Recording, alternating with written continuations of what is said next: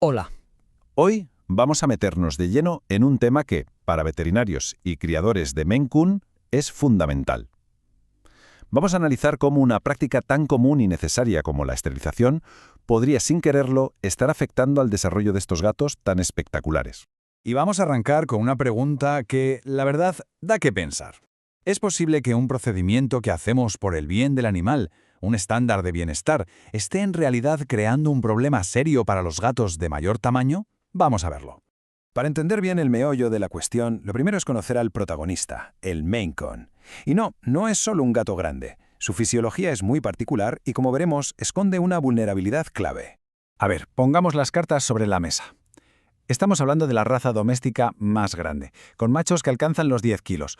Pero no solo eso, tardan hasta 5 años en desarrollarse por completo.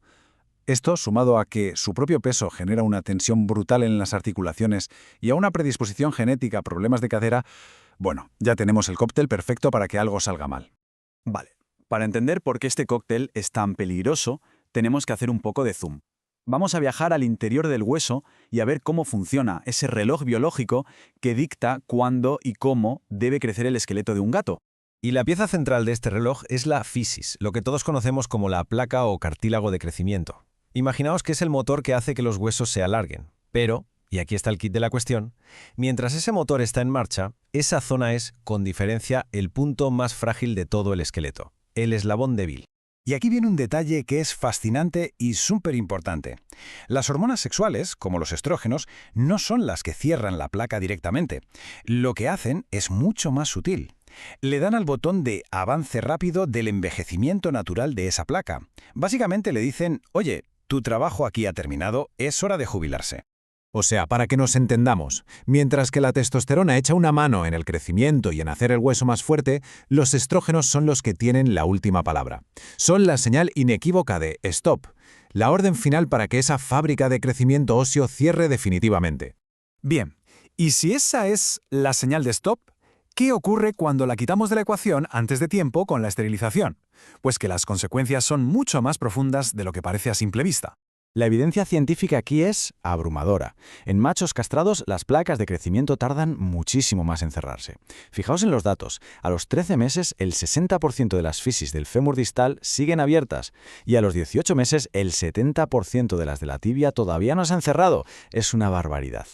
70%. Vamos a pararnos un segundo en esta cifra. A los 18 meses de edad, cuando un gato ya debería tener una estructura ósea casi consolidada, 7 de cada 10 machos castrados siguen teniendo esos puntos críticos, esos eslabones débiles, totalmente expuestos y vulnerables.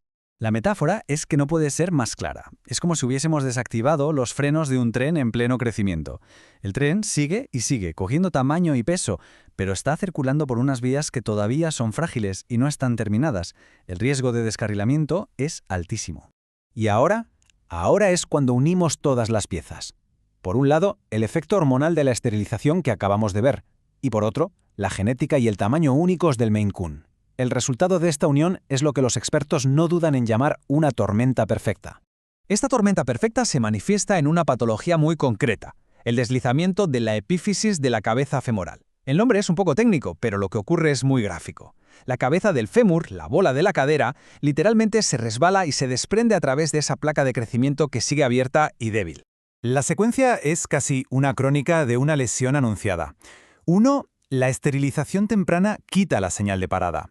2. La placa de crecimiento se queda débil durante mucho más tiempo. 3. El peso descomunal del Maine Coon ejerce una presión constante sobre ese punto débil. Y 4. El final inevitable. La placa no aguanta y falla. Se fractura. Y si todavía queda alguna duda de esta conexión, aquí está la estadística. Un Maine Coon tiene 12 veces más probabilidades de sufrir esta lesión que cualquier otro gato. No el doble, no el triple, 12 veces más. La cifra es sencillamente demoledora.